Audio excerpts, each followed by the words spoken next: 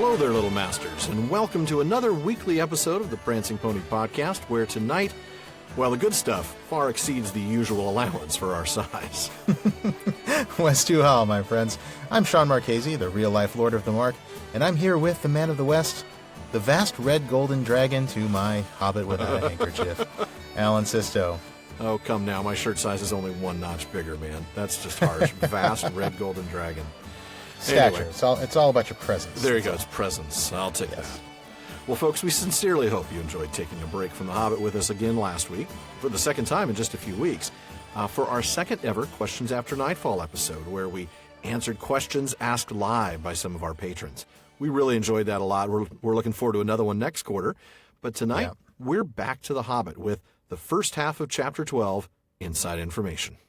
For which Alan has now exhausted his impressive stock of foreigner jokes. At least I hope he has. Yes, I have. Though, honestly, I can't make fun of you. I was probably listening to something way worse than Foreigner when those albums came out. Probably. But we digress. Anyway, today Bilbo is apparently going to earn his reward. Like he hasn't already. This is a podcast, so you can't see me making air quotes, but that's what I'm doing. Apparently Thorin thinks he hasn't earned it yet, which we're about to get into. But before we get into that, my friends, we got something else that we want to bring to you, which I'm going to let Alan introduce. Today we're bringing you our second ever installment of a relatively new segment. Yeah, you may remember that in the Fellowship of the Ring, Barlam and Butterbur tells the hobbits that the Prancing Pony has a room or two in the North Wing that were made special for hobbits. And that's why we call this segment the North Wing. That's right, and thanks to our Patreon family, we now have the opportunity to have some of our listeners on as guests to give us and the rest of our listeners a chance to get to know them. Visitors to the North Wing are chosen from our patrons at the Elrond's Honorarium and Círdan's Contribution tiers. So if you want to be one of the next patrons to join us, be sure to check out patreon.com/prancingponypod. Please do that. And we currently plan to open the North Wing every couple of months, but believe me when I say that we are happy to make more room available if necessary. So if we get more of you, we're happy to do it more frequently. That's right. If we have to do it every month, we will. That's right. So why don't we go ahead and welcome our second ever guest to the North Wing, May Binkley. Hi, guys. I'm glad you could join us tonight. Yes, thank you very much.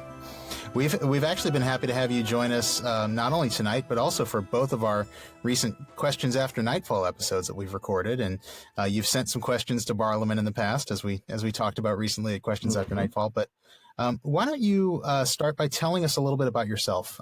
Where are you from? What do you do? What does your family think of your Tolkien obsession? That kind of thing. Well, first of all, I'm from a small town of about 50 people on the Kenai Peninsula called Hope, Alaska. Goodness. Wow. So I went to school by correspondence. We didn't get electricity until I was in college.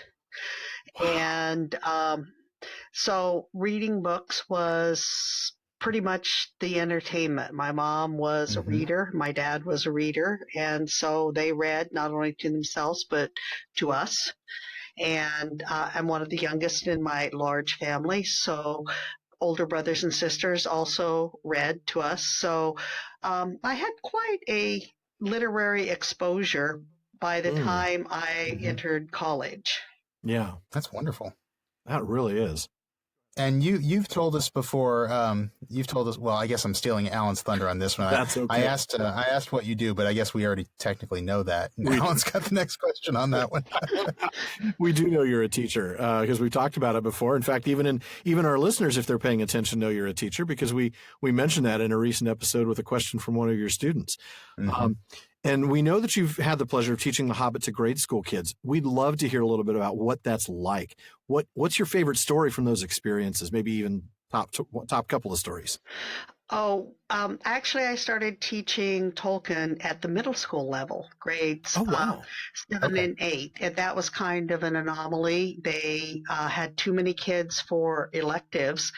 So I teach special education, and they came to me and said, can you please teach a movie class? All you have to do is show movies.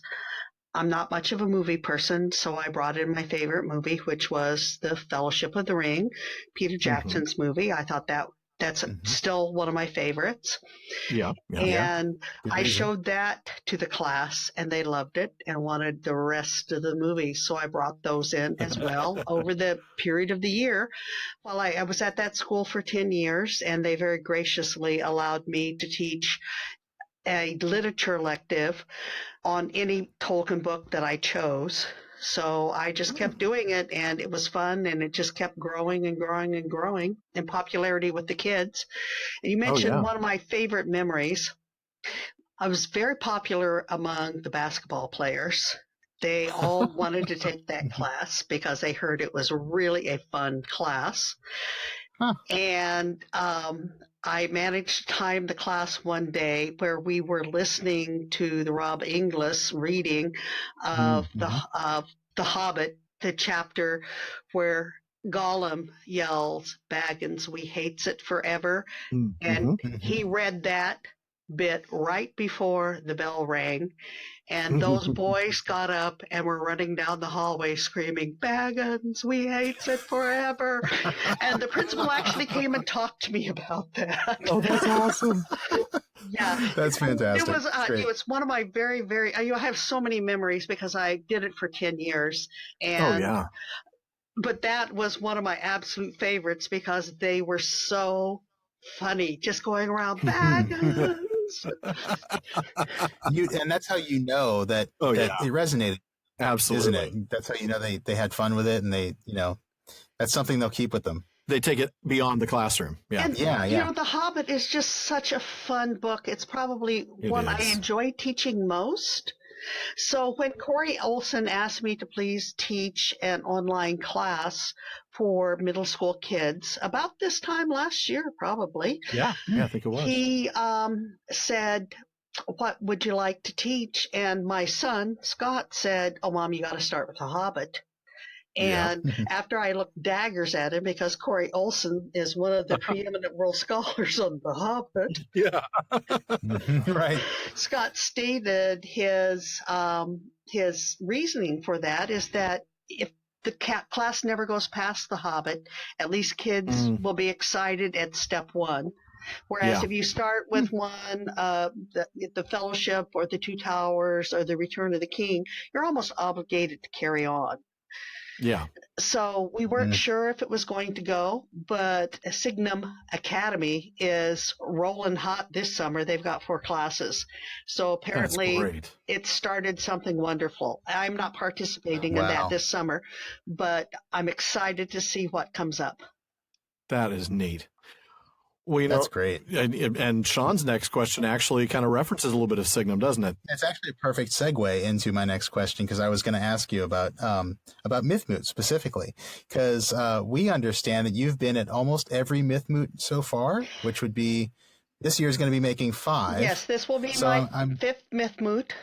And I did attend either 1 or 2. My memory is vague. They had the Mid-Atlantic booths, and I've attended, I think, 2 of those. Oh, wow. I found my people. What is it that keeps you coming back? Oh, okay. I was going to say, what keeps you coming back? But I think you just said it. Yeah, I found your tribe, people. I live in a really isolated place in the world. I'm hoping that there's other Tolkien people there that will hear this and say, "Oh, wow, I need to meet that person. We can talk." But I really don't have anyone to talk to except people that I know from the East Coast that I met who are also excited about this. And now somebody from California, that would be Alan, somebody from another person from Texas, that would be you, Sean. And these are my people. Yeah. Besides my family, because you asked earlier, what does my family think about my Tolkien addiction? They're just going to roll their eyes and, Tolkien again. I don't even think they notice. Oh, no. Because they're pretty much the same. Oh, nice. Oh, that's awesome. That's awesome. Yeah, that's what a wonderful house to live in. I mean, it was a wonderful way to grow up. Yeah, boy, you're not kidding. Well, I'm doing my best to make sure our house is that way too. My wife loves the movies, at least the Lord of the Rings movies. She tolerates She tolerates everything, all the constant Tolkien talk in the house, and my kids are starting to get interested in it. So, well, that's awesome. Your children are young. There's always a chance that they may go to the light side and say, "No, I'm not going to do that." Exactly. What do you think? What are we getting ourselves into? I guess it's really the big question. By agreeing to do that show. By agreeing to do a panel. You guys are going to have an absolutely wonderful time. I guarantee it. These are the best and kindest people in the world. I was asked last year to do a presentation on The Fly.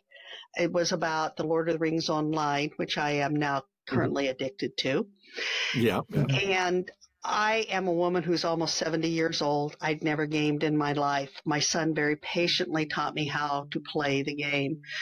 I have so much fun. So they wanted someone to step up and say, how did you get involved? And so I wrote some stuff on my iPad and I held it up in front of me and I read it off. And they were so accepting of that. That spur of the moment. How does somebody get involved in this? They were engaged, asking questions, having fun. And this is a room of, 300 people? And they're Tolkien scholars. And they're enjoying this because you're enjoying it. If you're enjoying whatever it is you're enjoying, they're enjoying whatever it is you're enjoying as well. It's a fabulous group. That's why they're my people. That's awesome. Well, and I think at the end of the day, that kind of underscores the point that, at the end of the day, we're all just fans. Yep. And we feed off of each other's passion. So that sounds pretty exciting. Exactly. Sean, I think we should go ahead and move on to the lightning round. Yeah, I think so. So I think I've got the first one of those, don't I? Yep. All right, Demay, who's your favorite Hobbit? Oh, my favorite Hobbit, Rosie. Rosie Cotton. Ooh, good answer. Excellent. Good answer. Rohan or Gondor? Oh, Gondor. Horses, ooh. Three people who like horses. I grew up with horses. They're a lot of work. Good point. Yeah, I'd probably fit in better in Gondor myself. Who's your favorite elf from the First Age? Oh, does anybody have a favorite elf besides Glorfindel? Well, yeah, that's a good one. Actually, Finrod's my favorite, but Glorfindel's a good choice. And Finrod's got some power and some oats and all that, but I mean, Glorfindel, that hair, oh my! Well said, very well said. Balrog wings, actual or metaphorical? Metaphorical. Very good. Yes. We can publish this one then. Yeah. Favorite character in Lord of the Rings, may or may not be a Hobbit. Lord of the Rings, the entire trilogy? Yes. Yeah. Okay. Would have to be Aragorn. Fair enough. Yeah. Can't argue with that one. Good answer. Good answer. Absolutely. Well, thank you, Demay. We have really enjoyed having you here in the North Wing, but I think it's time for all of us to head back over to the common room and join the rest of the listeners. Definitely. So thank you, Demay, and can't wait to see you at Mythmoot. Absolutely. And now, folks, we return you to your regularly scheduled programming already in progress. Well, let me extend my heartfelt thanks to all of our patrons and to modern technology for making that segment possible. That was awesome. And now, on with the discussion. We will start, well, you know what I'm going to say. We're going to start at the very beginning. I know. Well, there's no foreigner jokes today, so there's got to be this one. There's got to be that. Because, of course, it is a very good place to start. Very good place to start. I will actually read the first few paragraphs here, and then we'll start discussing. All right, very good. For a long time, the dwarves... So let's reset.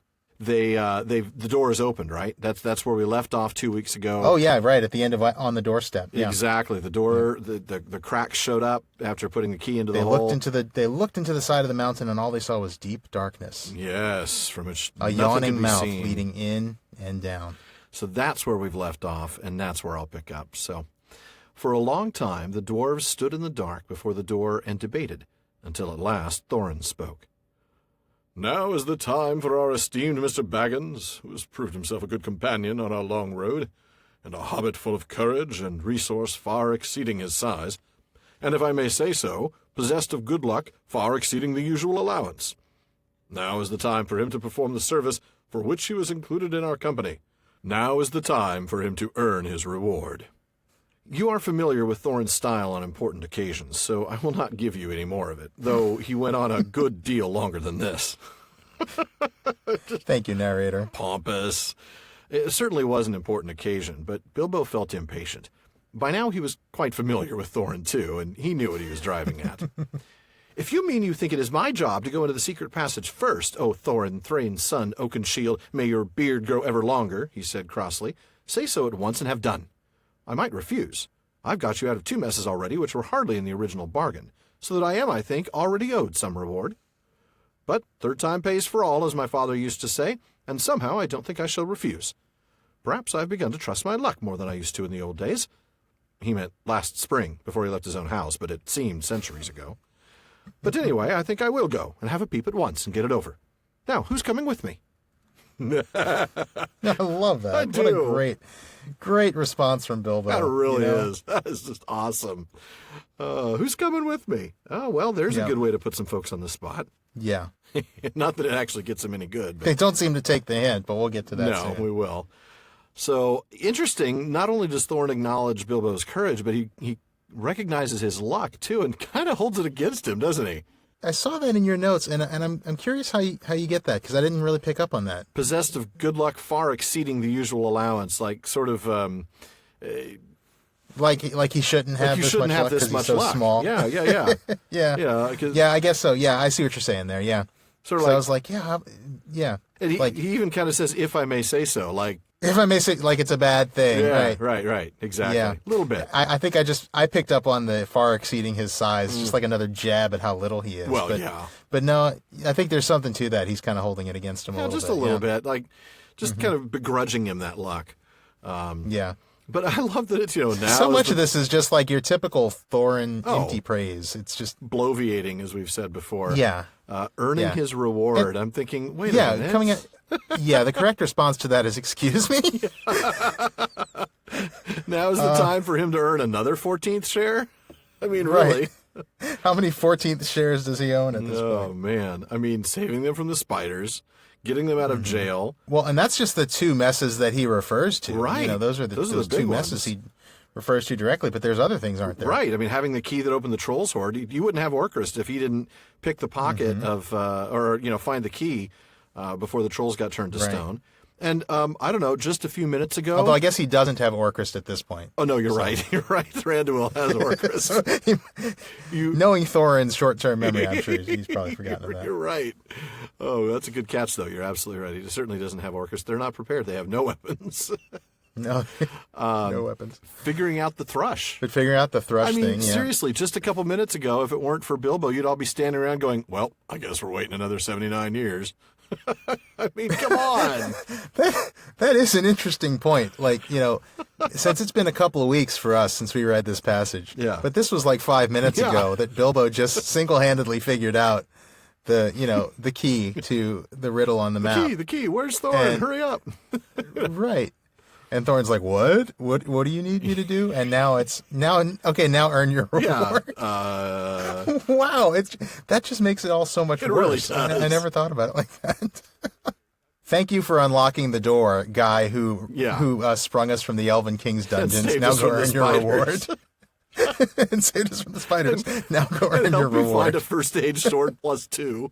Oh, man. This is sort of goblin slaying +2. Just nutty, It really man. is. I mean, It really, really is. Oh, goodness. But Bilbo's response is phenomenal. Bilbo's response is fantastic. It's a bit more sarcasm Oh, than yeah. than I think we're used to. But I mean, he's entitled Yeah, to it at this he's point. gotten there. He's definitely earned that, if you will. Yeah. I like his comment about how he's trusting his luck. Where Oh, was yeah, that yeah. again? Trust my luck more than I used to in the old I days. began to trust my luck more than I used to in the old days. I don't know. That's just a neat thing. As much time as we've spent with the idea of luck, I think that's kind of a cool thing. I don't know what to make of it. No, I think it but, just means I think he starts to recognize that indeed there is some fate moving here. There is some greater force. I mean, I don't think he sees it in that context yet, but he recognizes that he can kind of do no wrong, and that everything he does kind of works out. And he's starting to trust to that. But as we'll see, he trusts to that a little too much. For better or Yeah, worse, yeah, yeah. yeah. I mean, because you say that, and it almost starts to feel like a very small scale Estelle Yeah, kind of thing. yeah, you know, yeah. it's a trust that there is a higher power that's moving things, and things are going to be okay, which it Yeah. is. but then, like you say, he's got too much power, too much trust in it. Yeah. You know. And Gandalf reminds him. He gets cocky. Gandalf ends up reminding him of that in the very last couple of pages, doesn't he? That after all, you're a very small fellow. Trying to remind him, yeah, you were important and you were used here to accomplish great things, but don't think that makes you. But it wasn't all for you. Right. Don't think that makes you this great. Exactly.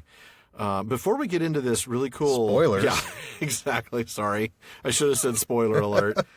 I'm pretty sure. You know what we probably need? Has, it's really too late to introduce it now for season 2, but before season 3 starts, we need to find a spoiler stinger, so that every time we're going to find a spoiler, we hit the little button and. I guess we could. I can't imagine there's too many people listening who know. haven't at least read this once. Yeah, I'm kind of thinking that. I mean, Silmarillion. I hope so. I think we got a lot of first-time readers. Maybe and that's not, pretty cool. yeah. And that was really kind of the whole idea, was make sure that first-time readers felt like they could finally get through it. But I think with The Hobbit and The Lord of the Rings, there's not going to be as many of those. We'll have to maybe return to spoiler warnings when we get to Unfinished Tales and Unfinished Tales and stuff like that. Yeah. Smith of Wooten Major. Only not that we have that on the schedule yet, folks, but it's just something it'll be there. About. It'll be there along with Leaf by Niggle and yes. Farmer Giles of Ham. Farmer Giles of Ham. Yeah. Somewhere down the road. Anyway. Way far down the road. Yeah. So anyway, but before we get to hey, it's a Naked Eyes reference. Wow, it sure was, wasn't it? I can't remember the rest of the song. I can't think of the Promises. Promises. That's all I can remember. That's all I got. I can't remember anything else. Yeah. My wife will listen to this later, and she'll. So will mine. That's like her song for them. Even though for me, all I remember from them was Always Something There to Remind Me, which of course was their bigger hit. But was that okay? I didn't realize that was. Yeah. That's Naked Eyes. Always Something There to Remind Me. So they weren't really a one-hit wonder; they were just a two-hit wonder. A two-hit wonder. Before we dig into this interesting little phrase, this proverb, if you will, third time pays for all, we've got a little short sidebar on that. Before we get to that, though, I wanted to note the narrator's commentary on Thorin's talking. I love that. Isn't that great? Yeah. It's another comedic little aside. I won't give you any more of it, though. He went on. I'm not going to bore you with this, basically, but he did go on for a bit longer. Yeah. Yeah. A good deal longer. A good deal longer. I mean, just keep on going.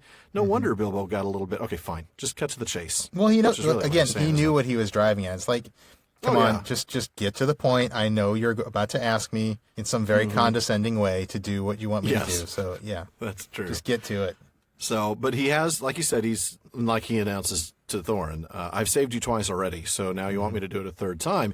And that brings us to this third time pays for all thing. Now, this is really interesting because it's an adaptation of an actual medieval proverb.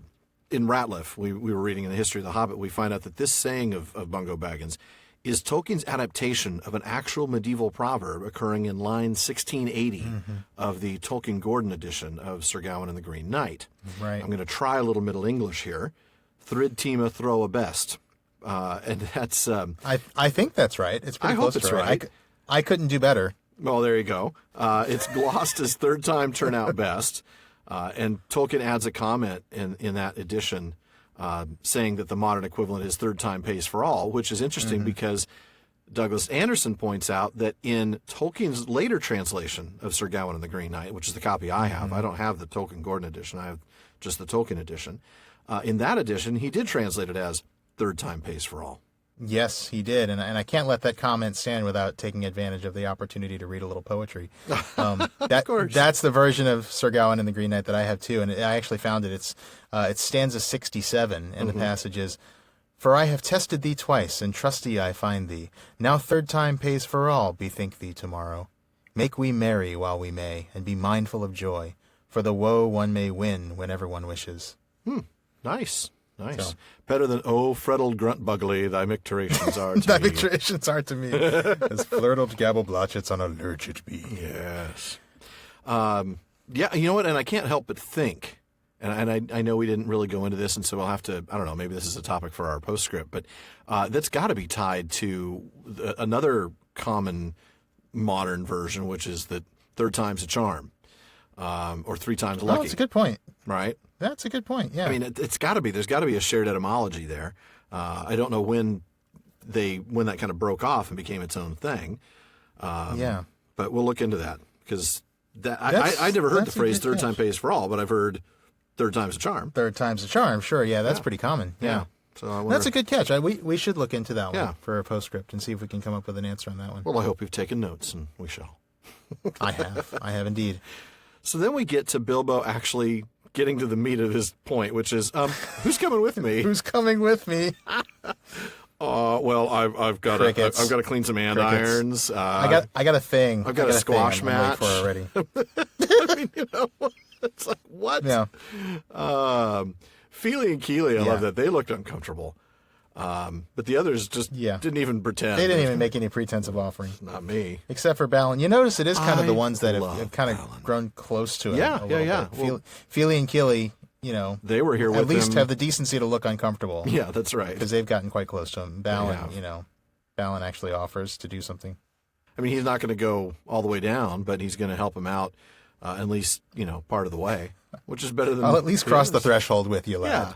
Yeah. I want to make sure you're not eaten right away. Right. Make sure that Smaug's mouth is not just propped right up against the door and you're just walking right into his gullet. Like Han Solo flying the Millennium Yeah, right. Falcon into Exactly. that That's exactly what I was creature. thinking of. Yeah. The creature on the asteroid. Yeah. Yeah. First time my son saw that, he just about lost it. What? Really? Well, it comes out of that crater and just like chomps the Millennium Falcon. Oh man, it's a great scene. Oh, it's an awesome scene. Great scene. Yeah, so Smaug doing that here would have been pretty cool. Like, he he heard the door, so he's like standing there with his mouth open. Right. Exactly. So Balin's at least going to make sure it's not that. Yeah. Thanks, Balin. But we do appreciate it. Now, it does say some things about dwarves. What does it tell us? It does. It fits quite well with all of this. It says, "The most that can be said for the dwarves is this. They intended to pay Bilbo really handsomely for his services. They had brought him to do a nasty job for them, and they did not mind the poor little fellow doing it if he would, but they would all have done their best to get him out of trouble if he got into it, as they did in the case of the trolls at the beginning of their adventures, before they had any particular reasons for being grateful to him. There it is. Dwarves are not heroes, but calculating folk with a great idea of the value of money. Some are tricky and treacherous and pretty bad lots. Some are not, but are decent enough people like Thorin and company, if you don't expect too much." If you don't expect too much. I love that. Such It's a a backhanded low compliment bar. from the narrator It's there. It is a really low Total bar. Yeah. And really, this is the best that can be said. The most that Yeah. can be said for the dwarves is this. Yeah, it's like, don't expect too much and you won't be disappointed. Yeah, keep the Not standards bad low. guys, but don't it's almost like you're talking about a roommate. Everybody's had a friend or a roommate like that at some point. Yep. Hey, he's an all right guy if you don't expect too much. Yeah, he's not going to you know? kill you in your sleep. And that's, Right. that's okay. I mean, But he's always going to find a way out of helping you move. yeah, That's for sure. That's true. And he's never going to pitch in for the pizza. Right. Exactly. Because he has a great idea of the value of money. Right. Right. And he'll he's tricky and treacherous. Yeah. But he's decent enough. It's really right. Exactly. Now you're thinking about your actual college roommate, I'm sure. None of whom are listening to this show. Well, actually, one of them is. One of them, I think his review is going to go up this month in Thankful Thursday. Oh, nice. Yeah. Well, Dwarves. yeah, I mean, it's interesting. The narrator makes a point of telling us, like, look, they really did intend to pay him well. Oh, yeah. There's a very keen sense of, we brought you here to do a job, and this is your job. We're not going to do it for you. This is your job. Right, This is why that's we brought true. you here. We're gonna pay you a fair price, probably a more than fair price for it. But it's your job. It's not our job. Yeah, that's true. And I mean, let alone the fact that if their job was everything else that he's done, well, he's done. That's true. He's done their job. I've done your job, and now I'm going to Too. do mine too. Yeah, right. So there's a little bit of a skewed perspective there, but certainly. you kind of see where they're coming from. It's just Sure. it's a sense of hey, this is your job, dude. Absolutely. Well, then he starts heading down the tunnel, and though we're not reading this because we've got so much else in this chapter to read, we do see that it's absolutely straight, smooth. The slope never varies. I mean, this is dwarven engineering at its finest, isn't it? Yeah, they're true artists. You Yeah. really see the artistry when it comes to excavating, and I love the comparison to elves. It wasn't even the elves. Yeah. which elves are Elves are artisans of of their own sort. Oh, yeah, but certainly. not like this. Not to this degree, yeah. So Balin does go in with him. Balin only goes as far as he can. They get- He can see the door. Exactly. So after a while, Balin bade Bilbo good luck and stopped where he could still see the faint outline of the door, and by a trick of the echoes of the tunnel, hear the rustle of the whispering voices of the others just outside. Then the hobbit slipped on his ring, and, warned by the echoes to take more than hobbits care to make no sound, he crept noiselessly down, down, down into the dark. He was trembling with fear, but his little face was set and grim. Already he was a very different hobbit from the one that had run out without a pocket handkerchief from Bag End long ago. He had not had a pocket handkerchief for ages. He loosened his dagger in its sheath, tightened his belt, and went on. I love that little passage. There's not. It is. It's a short one, but it's a really cool one. Really, really is. I mean, it's. You can already sense Bilbo's mindset. You can already sense what's going on with him. He's all business at this point. He's really. is. This is like he's really taking it seriously. Yeah, You know. very seriously. I think he has the sense that, look, this is finally the job. Like, I've done a lot of great stuff for these guys, and I have already earned my reward. But this is what they hired me for, and I have to really get this right. Yeah.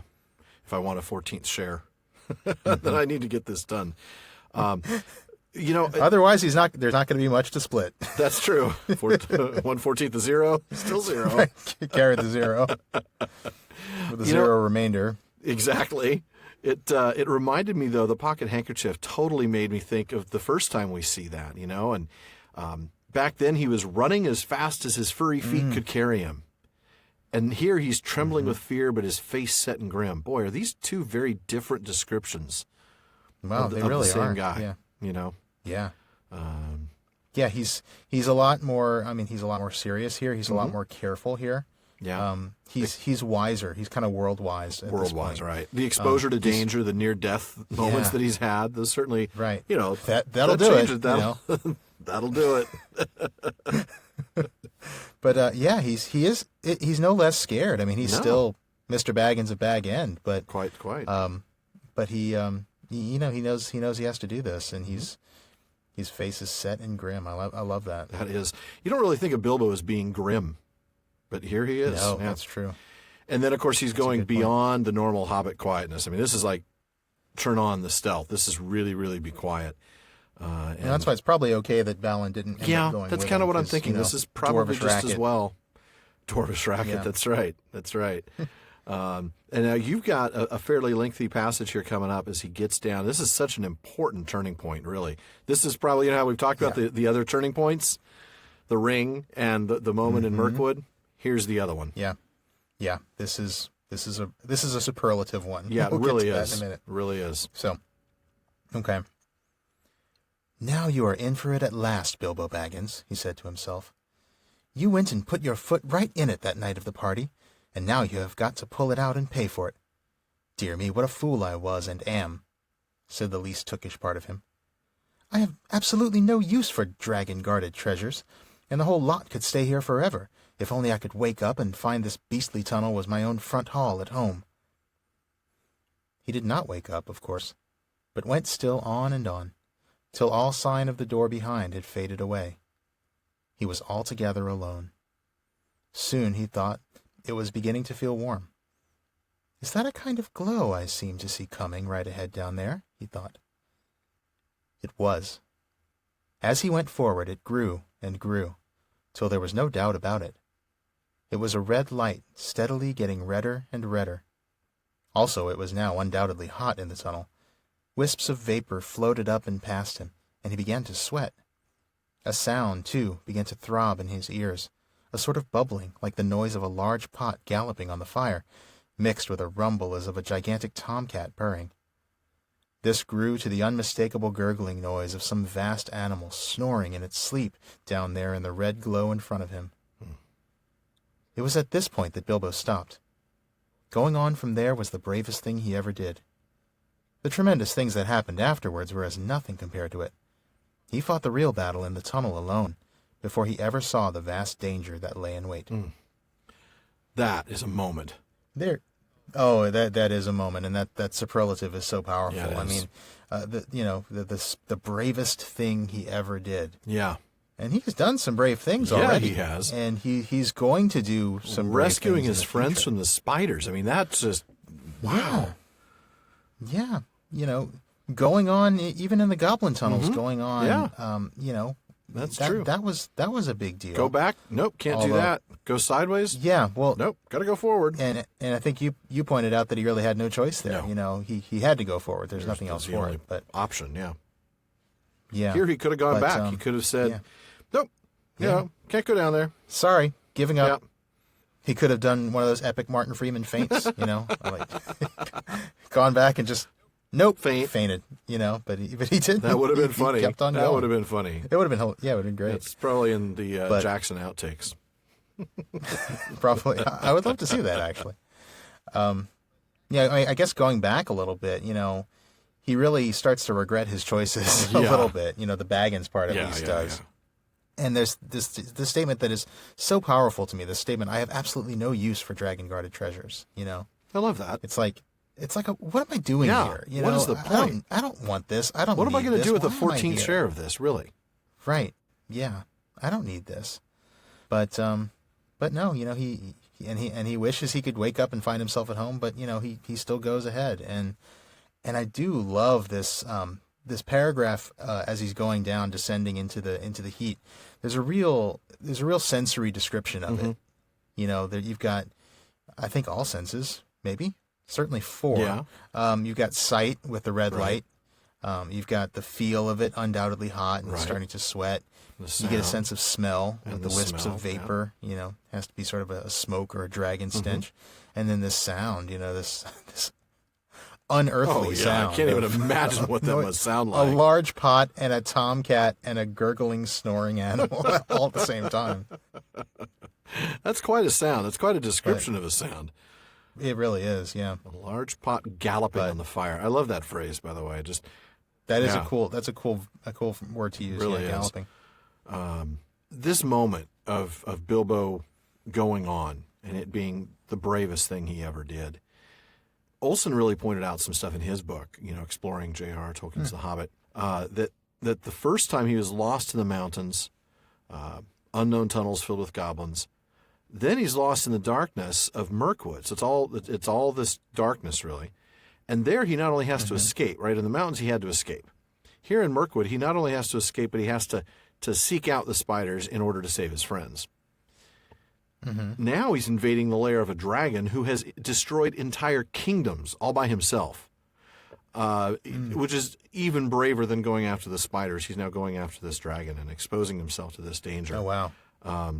The goblins are So there's one sort thing. of an There is, escalation exactly. of like how much control of the situation he's taking. There's how isn't much there? control and also how much danger. The danger's increased. The goblins are one level Yeah. of danger, and then the spiders are yet another. Goblins to spiders To a to a dragon. dragon, right? Yeah. Yeah. And That's very I cool. know we're not going to read the next little bit here, but you caught something that I don't know that I noticed about this narrator shift. You want to chat about that real quick? Yeah. This next paragraph, the second half of the paragraph that I started, the narrator says you can picture him coming to the end of the tunnel, and then he shifts suddenly to the present Yeah. tense for the rest of that paragraph.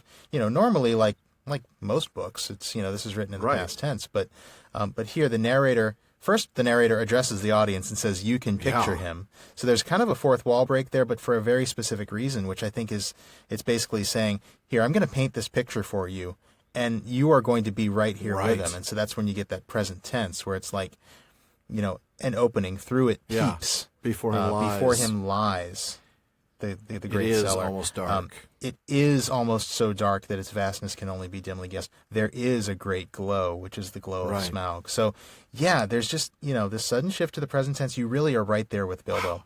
And You're right. It's so cool. Yeah. And it's only this part. I mean, and that's why it has so much power because, again, Tolkien, master wordsmith that he is, he's using it here when it's really effective. Yeah, this isn't an accident. It's not like he forgot. No, and then not at all. No. Randomly switched. This is very intentional. Mm-hmm. That's a very good And point. it's to get you there because, I mean, this is the moment that this whole book has been building to. This is the climax. The burglar right is finally burgling, Yeah. and, we're finally going to see this dragon we've been hearing so much about for the last, 200 pages. Yeah, thereabouts.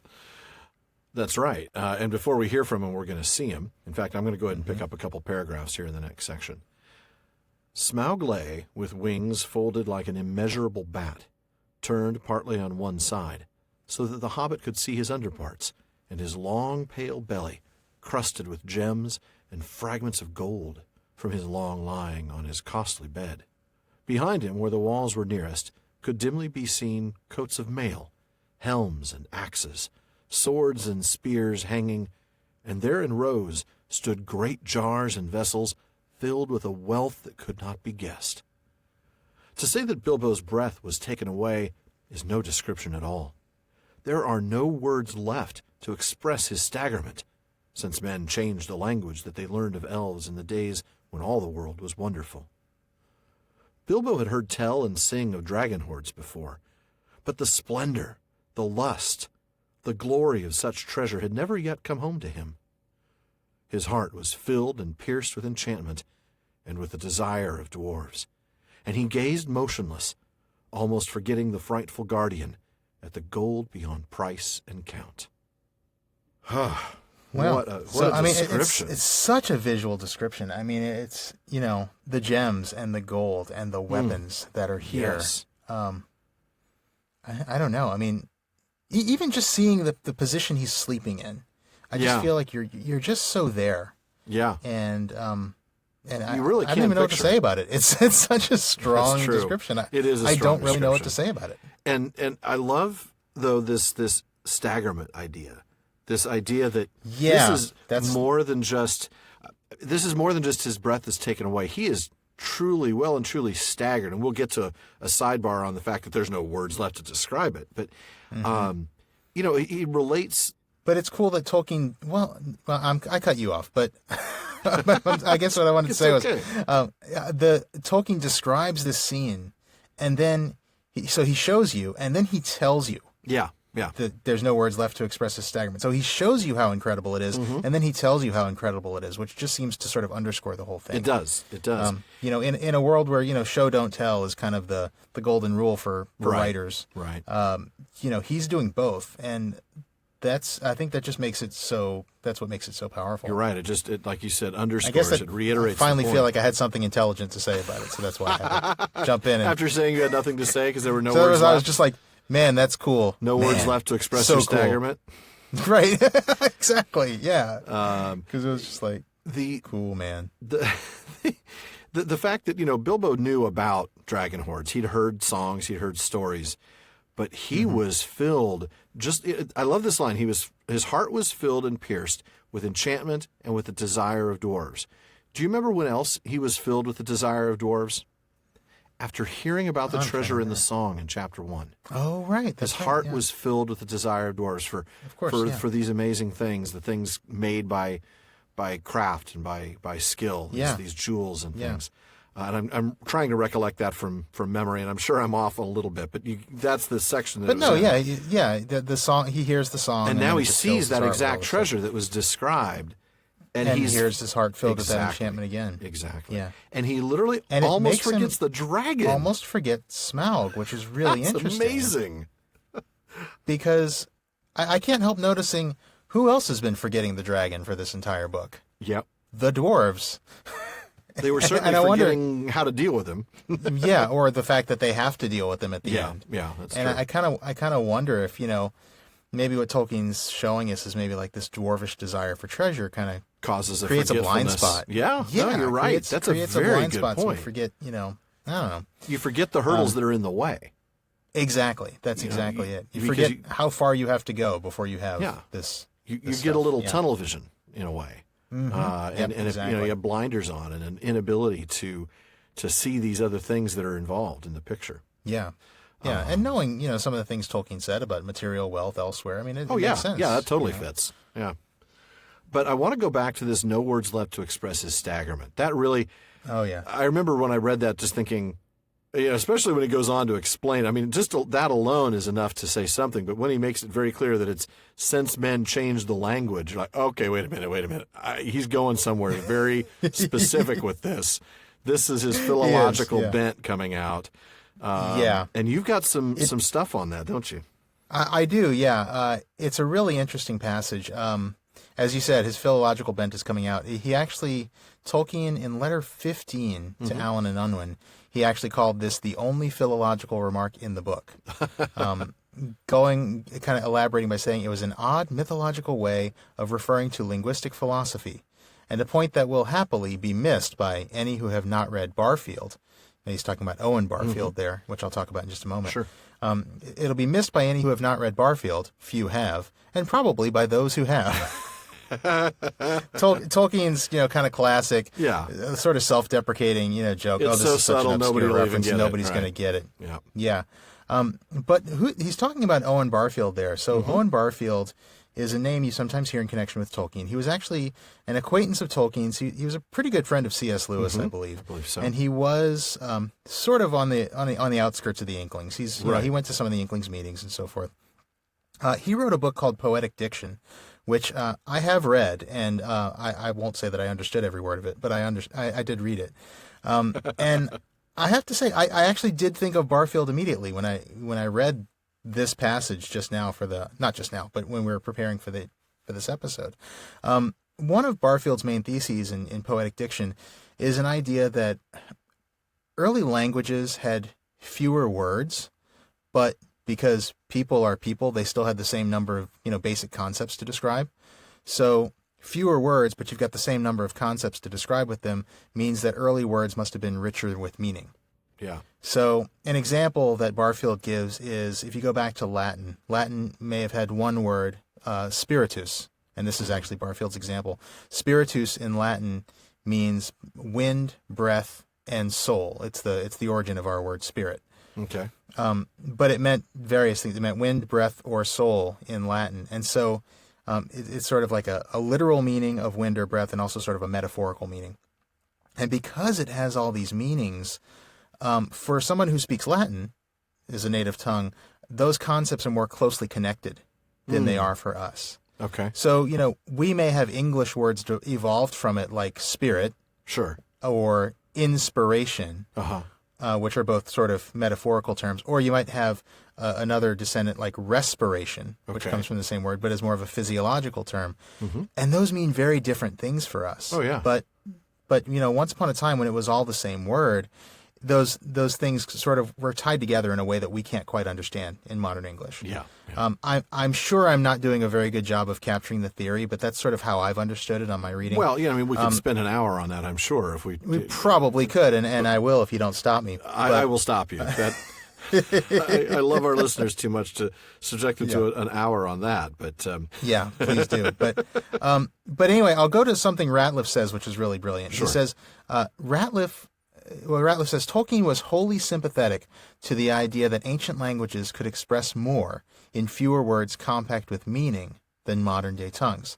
Such a concept fits in perfectly with his legendarium, where the elven languages of Sindarin and Quenya are semantically rich, despite having a relatively small recorded vocabulary, something already true of them in their earliest forms as Gnomish and Quenya, respectively.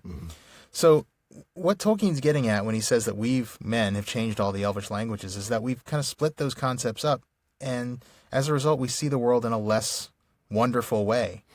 And so that's why there's no words left to express his staggerment, because words just don't work that way anymore. Words don't have that mythic, metaphorical quality anymore. Wow, that is powerful. It is, and it's dense, and again, I mean, Barfield's book is very interesting. Other people wouldn't have gotten. Most people would not get it. I only read Barfield because I heard his name in reference to Tolkien. Right. But he was a big influence on Tolkien. I'd read a little bit because of his influence on Lewis. So that's how I was introduced to him. He was a big part of the conversion of Lewis, just like Tolkien and oh goodness, Dyson was the other one. But that's right. Yeah. I digress. Yeah. Well, we can be here all day with this stuff. This is why it's so cool knowing about the men behind these stories. I agree, because you can really see what some of their inspirations were. I know Tolkien always kind of liked to downplay that, but Yeah. It is interesting. It really is. No doubt about it. But one other thing about this phrase is about the word staggerment itself. You've referenced the Ring of Words 18,714 times here in season 2, and I figured I would look something up in there. And Nice. It does remind us that this word, staggerment, is a real word. It actually appears in the Oxford English Dictionary, but the first 2 occurrences of it are Tolkien's own, from a 1933 letter to Kenneth Sizem, and then this occurrence in The Hobbit. Now, the most interesting thing about this, and this is really like meta, man, is that in the 1933 letter, the first recorded example of the word staggerment, Tolkien was actually referring to the feeling he got when somebody gave him a complete copy of the first edition of the Oxford English Dictionary. Wow. So he uses the word to describe how he feels getting a copy of the dictionary, and the next thing you know, the word is in the dictionary. The word ends up in the dictionary. That's amazing. Phenomenal, and only Tolkien. That is so great. Oh. That is so cool. Oh, goodness. That's a great book, man. Yeah. It's such a fun book. That really has I highly recommend been it. eye-opening. It's an easy read. It is. Yeah. It's only one for me. I've only recently acquired it, but it's definitely well worth it. I had to after you've been referencing it so much. It's fun. There's one other thing in this passage that I caught before we move on, and I know we're going to move on to the next one. We're already running so long. Of course, is that we talked about the the dwarven lust, that heart filled with the desire of dwarves and the glory of this treasure. Don't you remember just a few minutes ago that he claimed he had absolutely no use for dragon guarded treasure? Oh yeah. I mean, how quickly things change. All of a sudden he lays eyes on it, and it's no longer that. Oh, I see. Yeah, it's no longer I have no need for this. It's now. That's what they were talking about. Yeah, okay, well, I could use some of that. Right, I can see why they fell in love with that. Let give me some of that, no doubt. So anyway, I just thought that was interesting that it had such a powerful effect on him, such an impact, that it changed really kind of his core motivation. Here's a guy who's saying, look, I'm doing this because it's my job. I'm not doing this because I want treasure. What in the world am I going to use treasure for? I'm already one of the richest hobbits in the Shire. I mean, really. Right. So I'm doing this because I've promised to do it. I'm doing it because I wanted to be thought fierce. Really, that's kind of the motivation. He wanted to be thought fierce. He didn't want to be a grocer. And yet now all of a sudden, whoa, the desire of dwarves fills his heart. I want this now. Yeah. Really interesting. That's really key. Yeah, such a transition there, and in such a short amount of time. But yeah, but you have, and I think there's some really interesting things in this next passage that kind of explain a little bit about that lust. Yeah, he gazed for what seemed an age, before, drawn almost against his will, he stole from the shadow of the doorway across the floor to the nearest edge of the mounds of treasure. Above him the sleeping dragon lay, a dire menace even in his sleep. He grasped a great two-handled cup, as heavy as he could carry, and cast one fearful eye upwards. Smaug stirred a wing, opened a claw. The rumble of his snoring changed its note. Then Bilbo fled. But the dragon did not wake, not yet, but shifted into other dreams of greed and violence, lying there in his stolen hall, while the little hobbit toiled back up the long tunnel. His heart was beating, and a more fevered shaking was in his legs than when he was going down. But still he clutched the cup, and his chief thought was, "I've done it! This will show them. More like a grocer than a burglar indeed. Well, we'll hear no more of that." And sure enough, there's more evidence that was one of his motivations, huh? Yeah. But the significance here is that very first line. He gazed for what seemed an age, before drawn almost against his will. There's a force at work here. Yeah, one might almost say there's an inspiration for something being breathed into him to do this. Done. Yeah, I mean, this is interesting. What's drawing him? Is it the lust for dragon treasure or for dwarven treasure? Is it Smaug's will that's trying to get him to come in and be trapped? Or is it Ilúvatar's saying you can't back out now? You need to get the job done. Yeah. You can't just... Yeah. Yeah. That's a good question. There's really no answer to it. We don't have a clue. But boy, it sure is an interesting moment. That is an interesting one, and I didn't really even pick up on that phrase the way you did. That's really interesting. Just drawn almost against his will, as if he had. At first, I'm thinking dragon because it made me think a little bit of the dragon spell and how under control a person is. But, and that is probably the answer, but given he's asleep. the way it's. He's asleep. Well, that's true, but I think one thing we'll maybe look at in a chapter or two. After Smaug is not here anymore, there's this idea that the effect of the dragon lingers there. Yes, that's true. Even after the dragon's gone, we even saw that back in of Turin Turambar, or that's I think the chapter after when Hurin actually goes to Nargothrond, back in chapter 22, I think, of the Silmarillion. Sounds right. So maybe there's something there. Maybe even though the point. Dragon's sleeping, this spell's sort of it's like the place itself is. Haunted isn't quite the right word, but it's tainted with the dragon spirit. That's a good way of putting it. Yeah, I mean, certainly the film's exaggerated that to a large degree.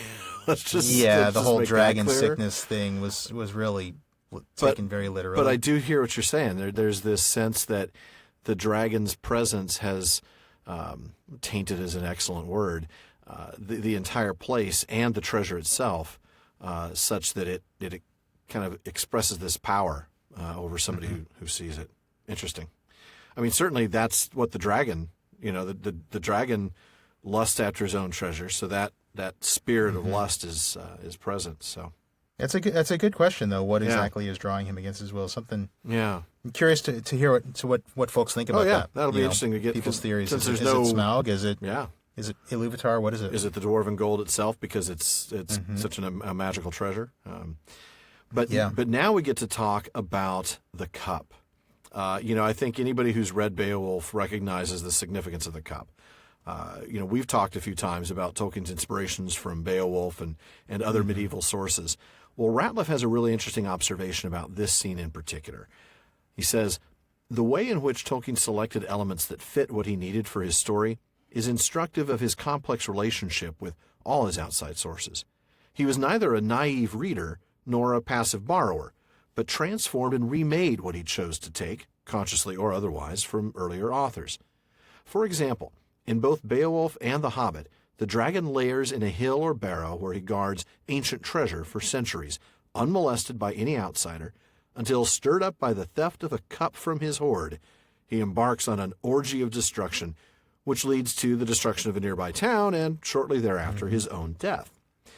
But the Beowulf dragon had discovered a hidden hoard and claimed it for his own, while Smaug, like the unnamed dragon in Tolkien's poem The Hoard, steals his treasure and kills its previous owners.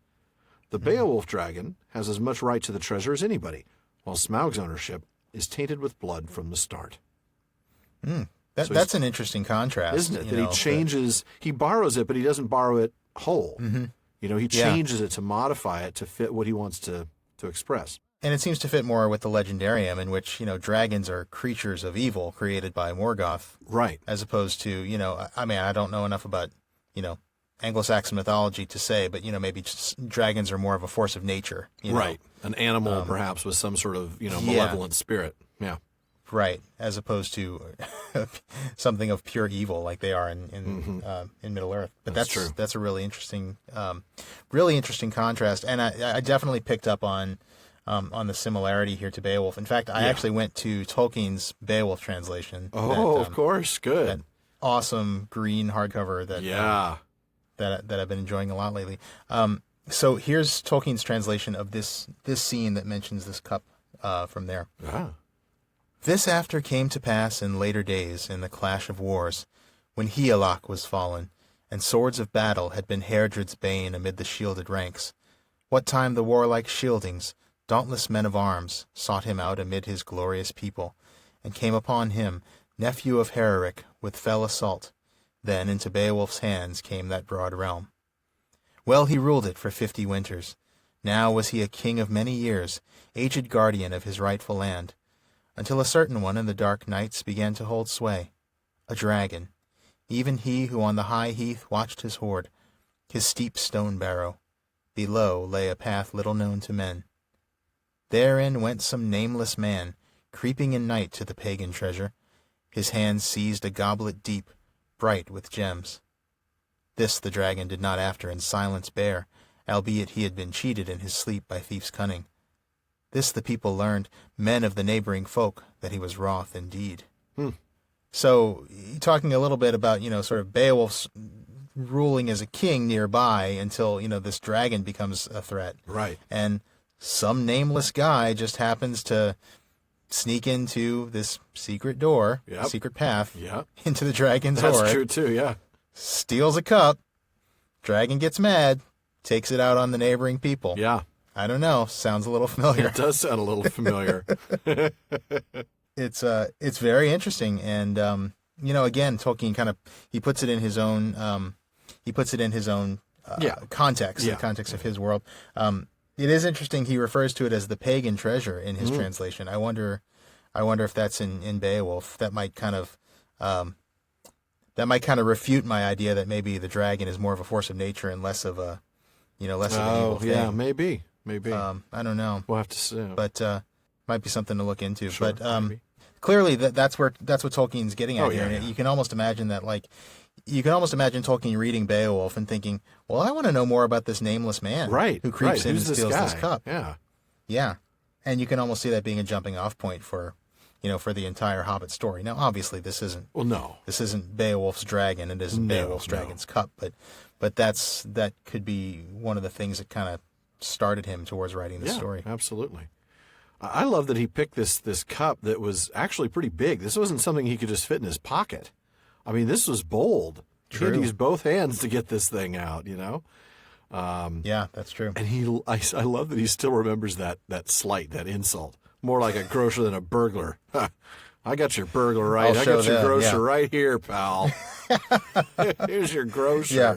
It's been keeping him up every night since it happened. He's ticked. Grocer. Yeah. Yeah. But yeah, I mean, we'll hear no more of that. And indeed they don't. Didn't. They're all thrilled. We're at your service, blah, blah, blah. And I love this. They're talking. Typical dwarvish stuff. Totally typical dwarvish. Because catch this. I know we weren't scheduled to read this, but they were still passing the cup from hand to hand and talking delightedly of the recovery of their treasure. We are back to counting the stinking chickens, aren't we? I mean, yes, totally. There's one a cup. Dragon. He gets one cup out of there, cup. And they're counting their chickens. And it's like, oh yeah, we got the treasure back, guys.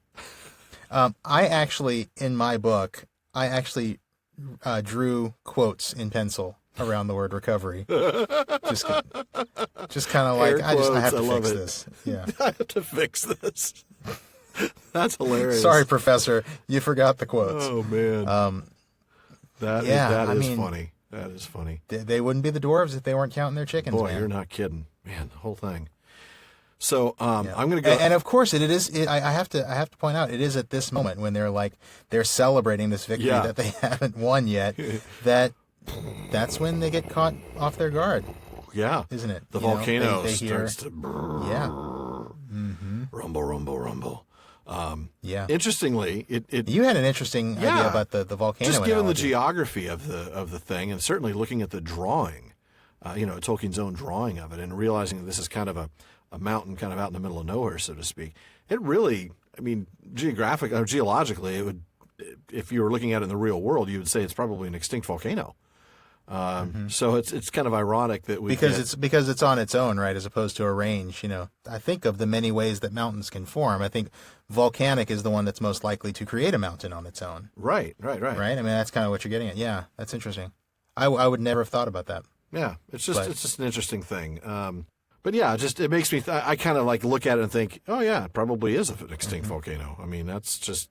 Anyway, I don't want to go too far off that because that's just speculation. But it's a cool thought, though, and I like it. I like the comparison that Tolkien makes. I think so too. I think that fits.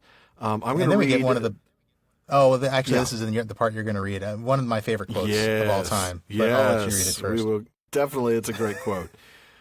Then the dwarves forgot their joy in their confident boast of a moment before, and cowered down in fright. Smaug was still to be reckoned with. It does not do to leave a live dragon out of your calculations if you live near him. Dragons may not have much real use for all their wealth, but they know it to an ounce as a rule, especially after long possession, and Smaug was no exception. He had passed from an uneasy dream, in which a warrior, altogether insignificant in size, but provided with a bitter sword and great courage, figured most unpleasantly, to a doze, and from a doze to wide waking. There was a breath of strange air in his cave. Could there be a draught from that little hole? He had never felt quite happy about it, though it was so small, and now he glared at it in suspicion and wondered why he had never blocked it up. Of late he had half fancied he'd caught the dim echoes of a knocking sound from far above that came down through it to his lair. He stirred and stretched forth his neck to sniff. Then he missed the cup. Thieves! Fire! Murder! Such a thing had not happened since first he came to the mountain. His rage passes description, the sort of rage that is only seen when rich folk that have more than they can enjoy suddenly lose something that they have long had but have never before used or wanted. His fire belched forth. The hall smoked. He shook the mountain roots. He thrust his head in vain at the little hole, and then, coiling his length together, roaring like thunder underground, he sped from his deep lair through its great door, out into the huge passages of the mountain palace, and up towards the front gate. Oh my. Wow. So is your favorite quote the doesn't do to leave a live dragon out of your calculations? Yes, I do love that one. Yeah. It's such a great one. That is awesome. It's really basic wisdom. It really is. I mean, kind of a no-duh. Probably rule number one of living near a dragon, include them in all your calculations. Don't leave. Yeah. If there's a dragon next Include them in all door, calculations. should we go to the movies? I don't know. Is the dragon going to come out? Is there smoke coming out of the cavern? What do you want for dinner? there? I don't know. Is the dragon going to be at the pizza place? It's like that's the kind of thing you're dealing with. It's a great quote. Yeah, that is a good point. And there's just we can't order pizza anymore. Too many of the drivers have not gone back to work. Right, yeah. There's all these bones littering the street. And pizza boxes. And all these cars. Bones and pizza boxes. Abandoned cars and pizza boxes, and there's a little Domino's light that's flashing. There's like a Pizza Planet truck, Yeah. And there's just so many cool things in the description of the dragon's response to this. Starting with no real use for all their wealth, and we know this, of course. Of course, what's he going to do? What's he going to do with all this money? But they know it to an ounce as a rule. Mm-hmm. And that is interesting. It's the greed. Yeah, it's that possessive greed. It's the desire of the thing for the thing itself. The desire of the wealth for the wealth itself. Boy, that's a very good point, because that's so very anti what Tolkien would advocate, and it's an exact reason why the dragons demonstrate that character. Yeah. And then even the description of the analogy to rich folk. I love that one. Oh, I love that. That's rich, isn't it? It is. Rich in a different sense. But yeah, right. The idea, you really do, you can picture that, can't you? Yeah, absolutely. The idea that they've got this thing, some, 15th century vase or, piece of furniture or something. They don't use that it. they've never used or sat on, and they don't even think about it. But it's gone. Yeah. It's gone. Somebody stole it. Go get them. Yeah. And, Yeah. You never even looked at that thing. But the rage is there. Mm-hmm. Oh, man. And I love that physical description. Not only does the fire belch forth, but the mountain roots are shaken. Yeah. And then I love the phrase about coiling his length together and then roaring and speeding out. Mm-hmm. You kind of get a feel of his mass right there. Yeah. Yeah, you do. And, there's another slip into the present tense, briefly. His rage passes description. I think that's the only... Oh, my goodness, you're right. You're right, because everything else is past. Forgot their joy. I mean, that might be a little different, because that's more like, past. The narrator talking about, I can't really describe it. So I guess it's a little different, but... I think you're right. I think the first guess was wrong, but it's just the narrator. Yeah, I think so. Telling us that. But, interesting, though. The narrator tells us something else. He tells us about the dream that Smaug was having. Oh, yeah. This is interesting. There's a dream of the small warrior, altogether insignificant in size, but provided with a bitter sword. Well, in the original manuscript, that's really Smaug having a prophetic dream about his own upcoming death at the hand of Bilbo. That's right, because I know from reading Rateliff now that in that first draft, Bilbo was actually going to kill the dragon himself. Yeah, while he was sleeping. Wow. So that's interesting. I mean, I don't know if he left that in there, like to kind of reference that, even though it's gone. I don't know. It's interesting to see that he left it in there, even though now it's no longer referencing a prophecy. It's just an uncomfortable dream. Maybe he just felt like it was a good symbolic dream for Smaug to have. Bilbo still fits that description, except for actually killing him. Well, yeah, except for that part.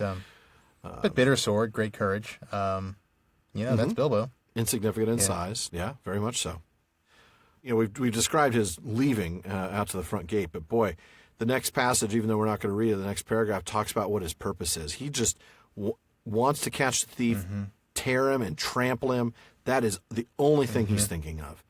He is all about revenge. He is all about getting his own for back. stealing this one cup out of this huge hoard. Massive hoard. And it's not like I'm surprised. Hoard. He's a dragon. But, I mean, let's just stop to think about, the insignificance of what Bilbo has stolen versus, versus his reaction to it. I'm going to be mad. If I've got, $1 million, I'm going to be mad if somebody takes $1 out of my pocket. But I'm probably not going to want to chase him down and tear him and trample him. And it's probably not going to be your one thought. No, it certainly won't be. I might want to figure out how to protect the rest of my money, but I'm not going to, I mean, I was trying to picture something a little more realistic, and certainly $1 million isn't it. But I didn't think the analogy would hold if I said, well, if I had $20 bill, right, then it becomes like a penny. Yeah, right. That gets a little weird, and certainly I wouldn't care. It's not worth it. But that is the kind of thing we're talking about here. We're talking about something that insignificant and minuscule. Smaug's reaction to minuscule. It is, a bit disproportionate. Let's just put it that really way. Out of scale. Yeah, exactly. Disproportionate. That's a very good way of putting it. Very good way. It's a cup, which, I love that. By the way, I'm pretty sure he can't even hold and drink from. And if he could, it would be like drinking from a thimble for us. Yeah, it would be. You're right. What's he going to pour in there? Right. Yeah. Anyway.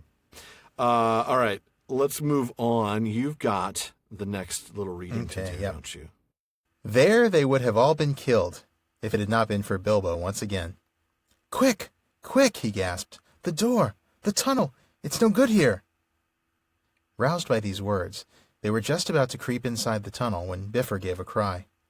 My cousins, Bombur and Bofur, we have forgotten them. They are down in the valley. They will be slain and all our ponies too, and all our stores lost, moaned the others. We can do nothing. Nonsense, said Thorin, recovering his dignity. We cannot leave them. Get inside, Mr. Baggins and Balin, and you too, Fili and Kili. The dragons shan't have all of us. Now, you others, where are the ropes? Be quick. I love that. I love that because it really does start to restore Thorin's decency. Yeah. The other dwarves, his dignity, doesn't he? Yeah. Yeah, I mean, obviously, Bifur, the other dwarves kind of lose it. Yeah. Yeah, they're like, oh well, they're done. Yeah. I mean, let's write them off. Oh, and by the way, we're Thorin going to lose all our seems to have stores too. Right. But Thorin seems to have remembered, hey, I am, if I'm going to be a king, I'm a king of all of them. People. Right. Exactly. We got to protect them. We got to get them up. But he also does the sacrificial thing and says, you guys get inside. Bilbo, Balin, Fili, and Kili. Again, notice his descendants, the two that are in line for the kingship. If I'm going to be out here, you guys are going to be safe inside. He's not going to have all of us. We're going to get this done. Certainly 4 more people aren't going to help us. But yeah, really, really, I like that. It speaks to kind of the beginning of the redemption of the character of Thorin. That is very cool. And I'm glad that Tolkien made it that way because in the original edition, it was Bilbo again. He says, you can't let them be without a struggle. Where are the ropes? So, really, Tolkien had to give Thorin something to do at this point because Bilbo really was just did, doing everything other else. than just bloviate all over the place. Right. That's a very good catch. The next line, we're not going to read for a while, but this next line about perhaps the worst moments they had been through yet. That's a pretty high bar. I mean, that's that saying is a something. Very high bar. Yeah. Spiders. Yeah, I mean, elf prison. Yeah, barrels submerged in water. Yeah. Not to mention with apples trolls in and them. the Great Goblin. Yeah, and that's true. Being put Yeah. in bags by trolls and, Yeah. driven Yeah, through the this- tunnels by the goblins. This is Yeah. bad. This is bad So- stuff. Yeah. Yeah. Yeah. And I love this this sentence, a couple of sentences at the end of the paragraph. Oh, yeah. There's this really cool little triad construction, and I won't read the whole thing, but it basically, they got Beaufort up and still all was safe. And then they got Bomber up and still all was safe. And then they got the tools and the bundles of stores up and then danger was upon them. Yes. It's like, There's that rhythm. yeah. It reminds me of the moment in the Goblin Tunnels at the beginning of Chapter 5 when Bilbo's alone and, he looks for his pipe and it's not broken. And that was something. That was something. And then he looked for his tobacco pouch. Oh, he had that. And that was something more. And then he looks for some matches and he doesn't have any. And that shattered his hopes completely. It's that same kind of like, it's a triad. It's like, okay, this is good. Okay. Yeah, this is better. Good. Oh no, everything's terrible. It's all gone to crap. Yeah. Right. We're Exactly. in real trouble now. Escalate good, better, awful. Yeah. And Good, it does better, the same awful. thing here. I like that. It's a good way to put it. So it was cool. When I read this, I picked up on that. I was like, Yeah. oh, that's neat. Yeah, I like Tolkien's that. got these little turns of phrase. There's a couple of neat triads in this chapter. I think the other ones I want to talk about are in the next episode. half. But Yeah. yeah. The ponies sacrificially lead Smaug away from the mountain. Maybe Bravely maybe gave not. their lives. Yes. Let us remember the ponies who bravely ran away. They bravely ran away. Oh, brave ponies. Bravely ponies ran away. Bravely ran. We had not had a chance to They do were the not brave at Sir all Robin afraid to be song. eaten by a dragon. The dragon. Oh, I love that. Man. That's good How stuff. have we not gotten a Sir Robin? I know. reference in yet? Believe me, I've thought about it. I've tried to figure out where I could fit, bravely brave Sir Robin could fit. Just the Sir Robin song, that litany of horrible things. That Oh my goodness, it's that are gonna awful happen to be torn apart and oh man. his kneecaps split. And the guy That's enough singing for now, lads. That's enough singing. Oh Anyway. goodness, that was awesome. Yeah, so they do get Lose your train of thought. totally lost my train of thought right off the tracks. We've been reading so much, and now all of a sudden we're not reading the next little bit, and so I'm just trying to glance and make sure that we know where we are. So they do make it into the tunnel. They get further in. This is before they end up closing the door, which is later. So they are in the tunnel. It's still the door's still open. The narrator switches to the perspective of the dragon. That Smaug had guessed that men had come up from the river, Right. And so he was out there hunting, but the door. They didn't see the door. And that is important because even though we're not is. reading it, that is important because that's what's going to set up the fact that Smaug is going to take his vengeance on Lake Town. Yeah, absolutely. And we do get this really descriptive line about, again, Smaug's greed and possessive attitude. He would not forget or forgive the theft, not if 1,000 years turned him to smoldering stone. But he could afford to wait. Oh yeah. I mean, this is not ever going to be, no big deal. Right. Never going to shrug this- this off. And I remember going to this passage back in season 1 when we were trying to figure out the Oh, yeah. lifespan of dragons. Lifespan You of remember that? dragons. I do. I think we actually got a question about whether Smaug had been one of the dragons at the War of Wrath, and Yeah. I don't think he is, but No. I mean, presumably, if 1,000 years is going to turn him to what's the phrase, smoldering Smoldering stone, stone. probably, not Yeah. much more than about 1,000 years. No. Well, and he talked about he was young when he first destroyed Right. Dale. As we'll Right. get to in the next chapter. He tells exactly. Bilbo that. So 1,000, so let's say, and that was 200 or 171 years ago. 171 years when ago. he was young. So I don't know. You're thinking maybe 1,500 years, 2,000 years. I don't know. Yeah. Might be total. Did I say 15,000? Oh, the total. Yeah, it was Yeah. 1,500. I might have said 15,000. I meant 1,500. Like, Well, 1,500, 2,000 years might be his total lifespan. If that. But- if that. I mean, Yeah, if if 1,000 that. years would turn him to smoldering stone, and he's Yeah. only maybe 200 or 300 years old to begin with. I don't know. We'll Yeah. see. We don't know. Well, that's true because, he says he was young then and now he's old and strong. So, Right. He's not. So if 171 slightly years younger. ago he was young, and now he's old and strong. Maybe it's 500 years. Maybe it's. And that's why maybe 1,000 years would turn him yeah. to smoldering stone. Yeah, that could be. I also like the fact that the dwarves finally realize, well, dangers of this kind are inevitable. I mean, they don't give up. They're not going to go away.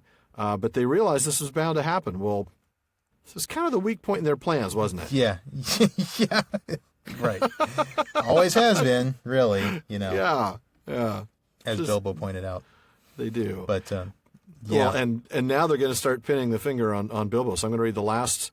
Let's see. Well, I don't know. We'll see whether we can go on a little bit further tonight in this episode before we get on to the next one, since we're splitting this chapter in half. But we'll only know that after we read and discuss, won't we? Let's see what we get. They debated long on what was to be done, but they could think of no way of getting rid of Smaug, which had always been a weak point in their plans, as Bilbo felt inclined to point out, and as I apparently felt inclined to point out before I even realized that was in the next paragraph. It's all right. Just looking ahead. That's right.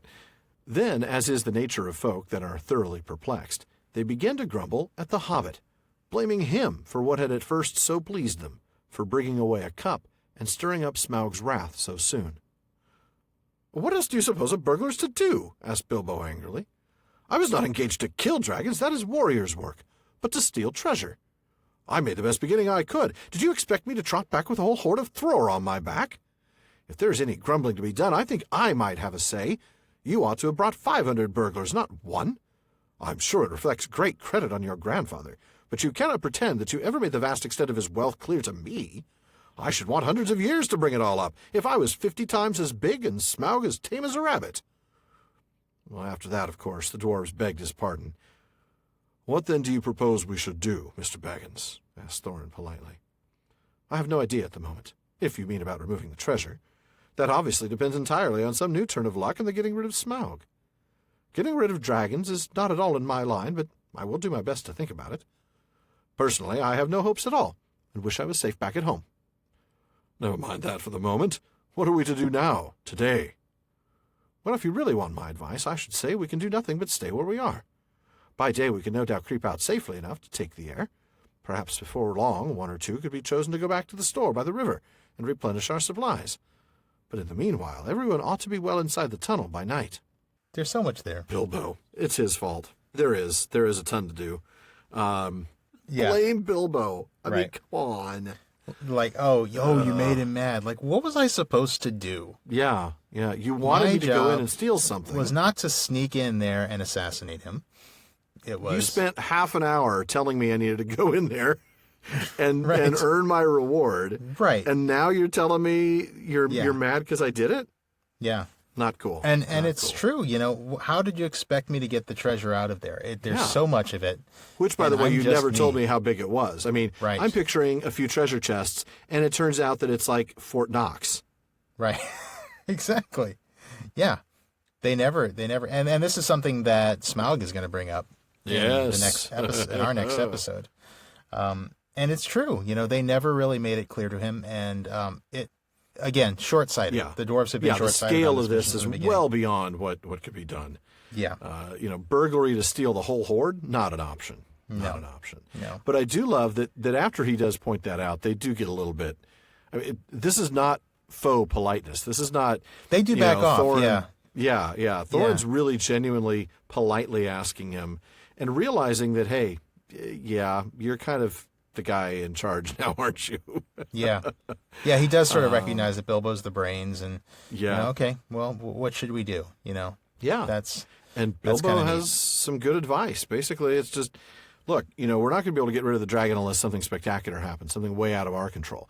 But in the meantime, we need to stay where we are. We need to stay hidden in the passageway. Maybe when things calm down a little bit, we can go back out and try to get some food. In the meantime, don't be out there at night because you won't be able to see him, but he'll see you. Right, exactly. Yeah. And then I know this next part we're not going to read, but this little bit about he does make an offer of like, okay, well look, I've got the ring, I'll do some recon. I think you said that, and then this great phrase of every worm has his weak spot, as my father used to say. I love that. I do love that, though I am sure it was not from personal experience. I love that he adds that he's got to add that in there. Yeah. Bilbo, That's the good stuff. font of inherited wisdom, not actual real world experience. Not actual until wisdom, now. Yeah, that's true. Now he's the one who's going to pass on some proverbs to his well, not kids because he doesn't have any, but to Frodo and That's true, and yeah. so on down the line. That's quite true. You want to do the last passage for tonight's reading, and Sure. then we'll wrap up. Okay. Naturally, the dwarves accepted the offer eagerly. Already they had come to respect little Bilbo. Now he had become the real leader in their adventure. He had begun to have ideas and plans of his own. When midday came, he got ready for another journey down into the mountain. He did not like it, of course, but it was not so bad now he knew, more or less, what was in front of him. Had he known more about dragons and their wily ways, he might have been more frightened and less hopeful of catching this one napping. The sun was shining when he started, but it was as dark as night in the tunnel. The light from the door, almost closed, soon faded as he went down. So silent was his going that smoke on a gentle wind could hardly have surpassed it, and he was inclined to feel a bit proud of himself as he drew near the lower door. There was only the faintest glow to be seen. Old Smaug is weary and asleep, he thought.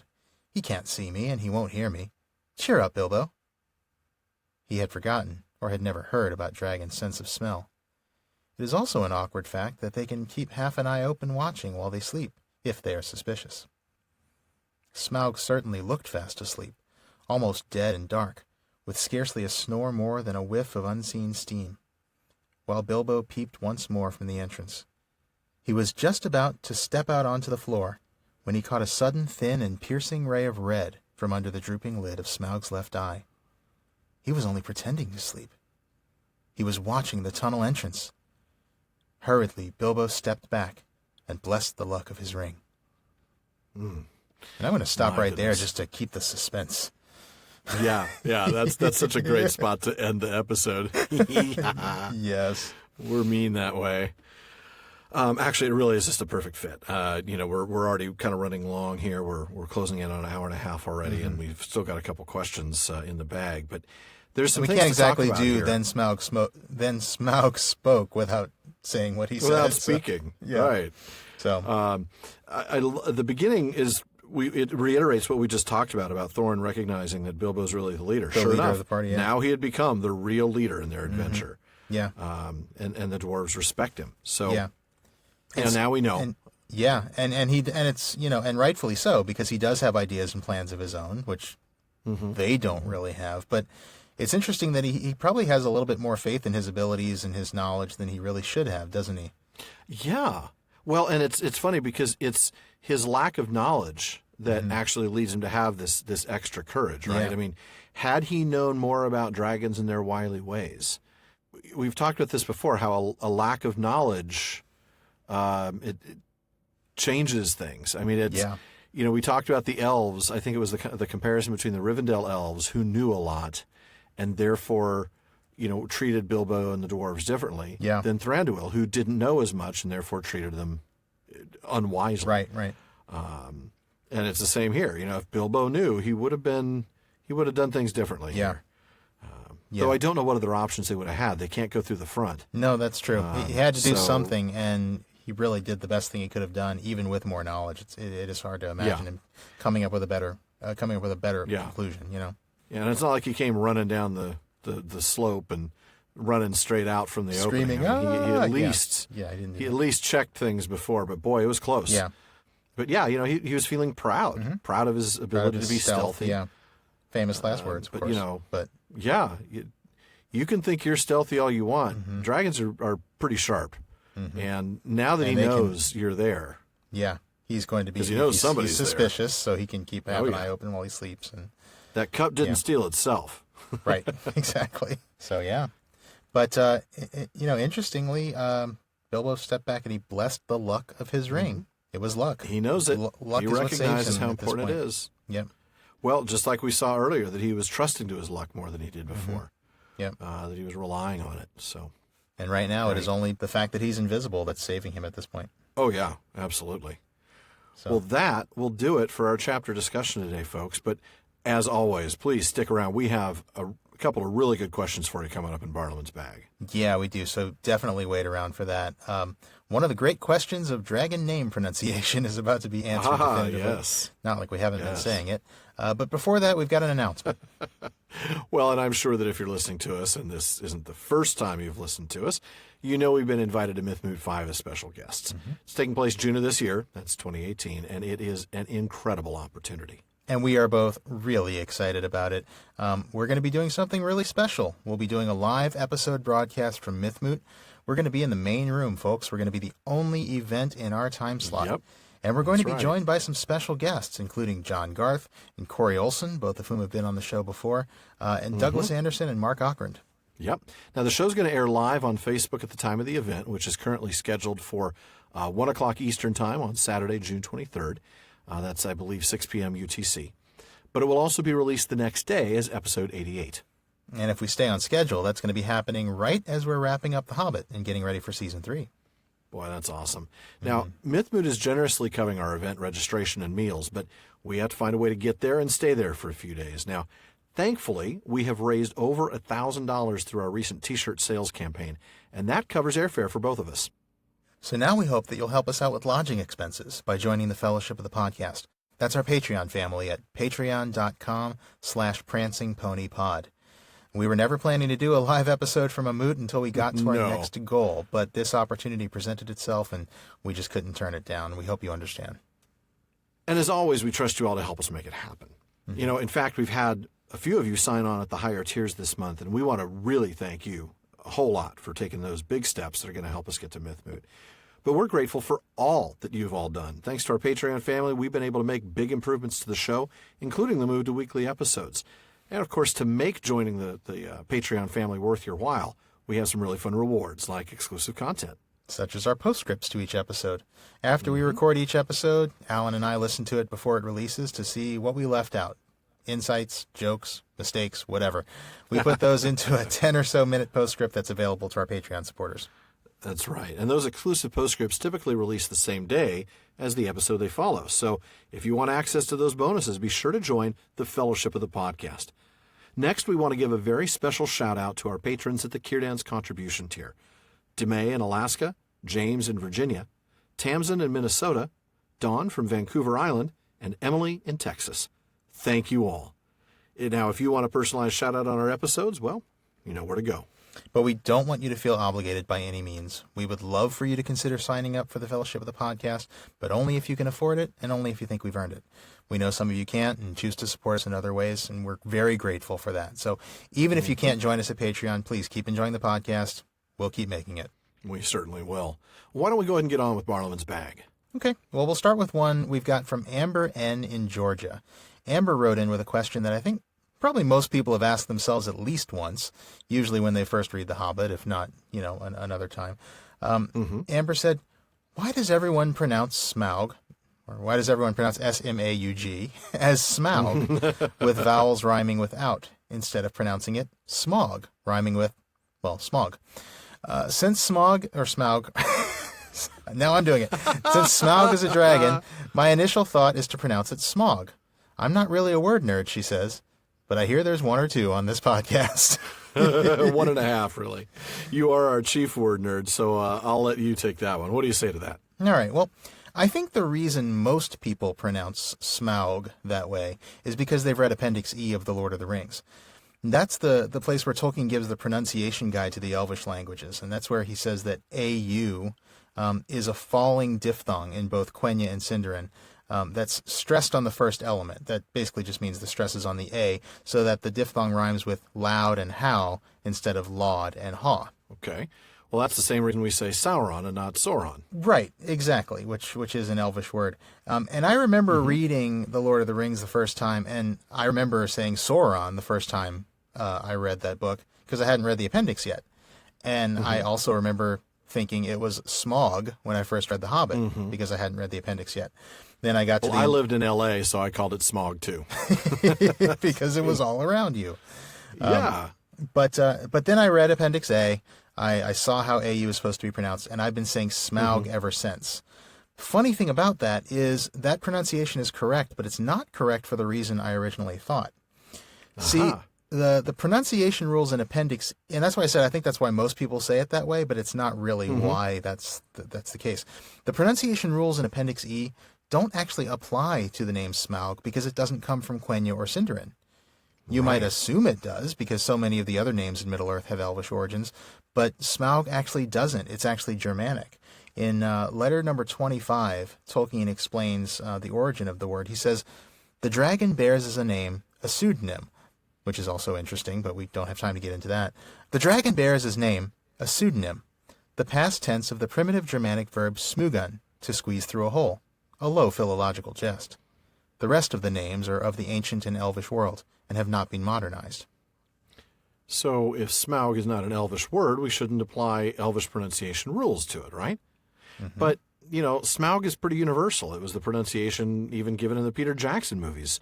One of the things they got right, though I still don't understand why in the behind-the-scenes stuff Jackson would constantly refer to him as Schmaug. That's still anybody's guess. But even Tom Shippey, I have heard Tom Shippey pronounce Smaug. Right. Yeah. And so it must be right. Yeah, and I've concluded that it must be right too. When I realized that Appendix E is only for Elvish languages, I knew that couldn't be the reason why. Right. So I actually reached out to someone I know. His name is Richard Rowland. And he's allowed me to give him a shout out here on the show. He's studying Germanic philology at Signum University. Wow. And I know, right?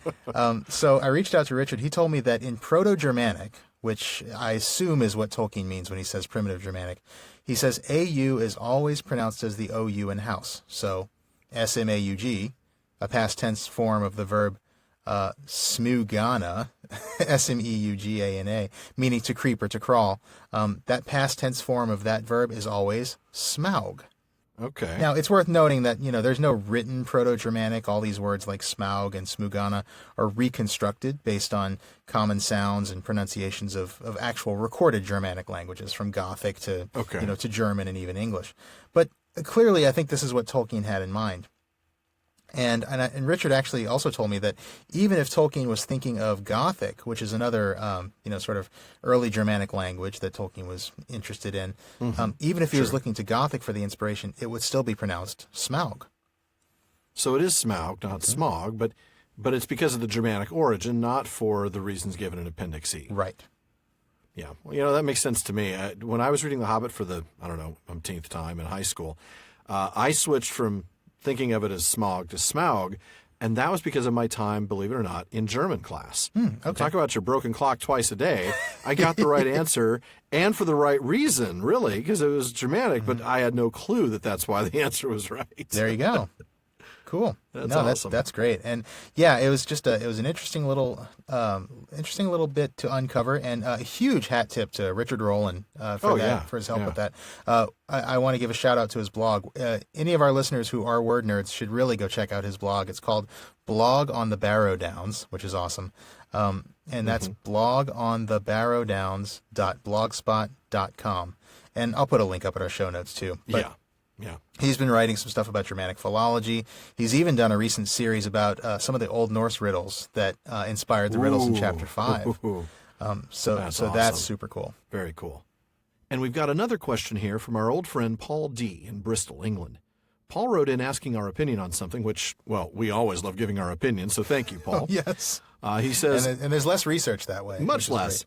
He says, another question from your little master, Paul, and that is, what parts of The Lord of the Rings are you most looking forward to, and have you already started getting ideas together? I'd also ask the same for the remainder of The Hobbit. Well, Paul, I wish I could say that we'd started getting ideas together for The Lord of the Rings, but we are not quite that Paul, organized. you should know us better than that by now.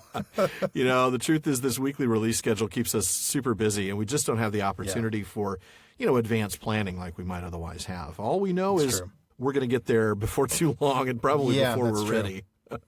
Yeah, exactly. Sean, do you want to mention or start by mentioning some of the parts of Lord of the Rings you're looking forward to?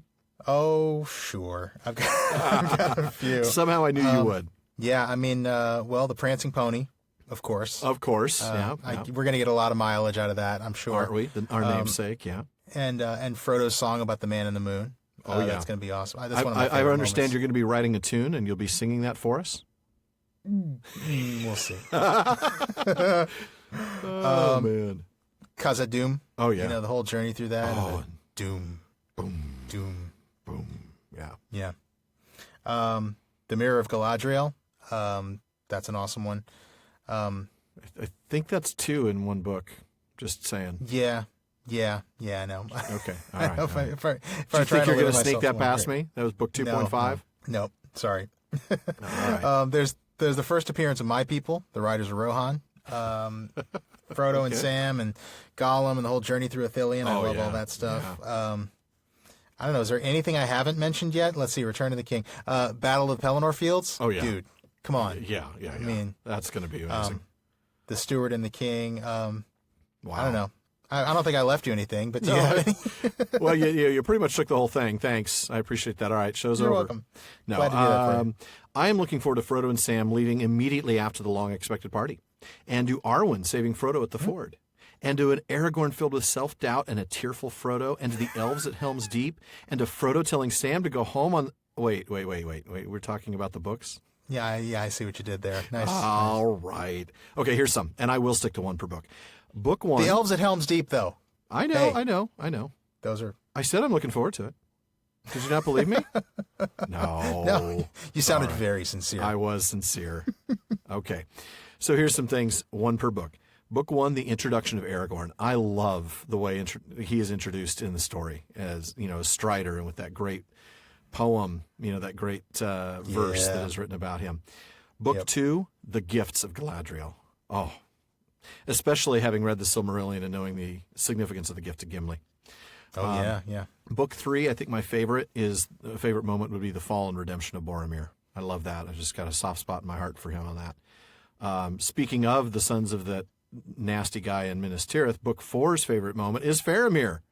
I love Faramir. Of course. So, that's kind of a given. The introduction of Faramir and his, were I to find this thing by the side of the road, I would not take it. Even if I alone could save Minas Tirith by using it, forget it. Yeah. Book 5, you've got the Battle of the Pelennor Fields. I'm just saying the ride of the Rohirrim. I mean, what a moment. Theoden. Yeah, Yes. yeah. And Book 6, the Scouring of the Shire. I know we just touched on part of that, but the part before it, where the hobbits all stand up and be like, I'm not taking this anymore. So yeah, there you go. Some great stuff. I can't wait for the next 3 to 4 years, however long it's going to take us to get through the Lord of the Rings. Yeah. What about the rest of the Hobbit? Is there anything you're still looking forward to? Most definitely Smaug. I'm also looking forward to Bilbo's theft of the Arkenstone and the ensuing diplomatic mess. It's a lot of fun. Yeah. I'm with you on that. Totally Smaug for me too. And Thorin's last words. Oh, I love that. That's I love such a that beautiful, part. It's such a great part. I mean, I know they've been said a lot there on memes and stuff, but it's so true. Oh, I can't wait to get to that. And the moment that Orcrist is laid on his breast is just that's beautiful. so cool. Well, thanks to Paul and Amber and Richard. And that almost wraps it up for another episode of the Prancing Pony Podcast. But stick around for a little bit more, folks. As always, we thank you very much for joining us, and we look forward to having you join us again next time when we wrap up Chapter 12 of The Hobbit. And I know everyone's looking forward to hearing Alan's Smaug voice as much as I am. Folks, we invite you to please check out the official library tab on our website, theprancingponypodcast.com. We've got links to everything from inexpensive paperbacks to some really good stuff for your Tolkien collection. And in the meantime, if you wouldn't mind heading over to iTunes for us and leaving a review, we'd be grateful. Those reviews help us get more visibility in iTunes, and that translates to a bigger and more exciting community of Tolkien lovers. Thanks to those of you who have, by the way. We read every single one of them, and we really do appreciate all the nice things you say about us. That's actually why we've started picking out one special review each week to feature on our social media networks as a way of saying thank you. So if you'd like to see your name in lights on our pages, now it's easy. All you have to do is leave us a review. And make sure you never miss an episode of the Prancing Pony Podcast by subscribing to the show through iTunes or your favorite podcast app. You can find us in most any podcast directory, including Spotify now. And we want to thank all of you who've become part of our social media family. We set out to start a Tolkien conversation that everybody can join, and that's why we have our online common room on Facebook at The Prancing Pony Podcast, on Twitter at Prancing Pony Pod, and on Instagram at Prancing Pony Pod. Mm-hmm. And one last thing, as always, don't forget to send your thoughts, comments, and most of all, your attempt to express Bilbo's staggerment in words to Barliman at theprancingponypodcast.com. That's Barliman at theprancingponypodcast.com, and we'll try to get him into our next episode. Well, an hour 45, hour 50, still far too short a time to spend among such excellent and admirable listeners. But until next time. Farewell, friends.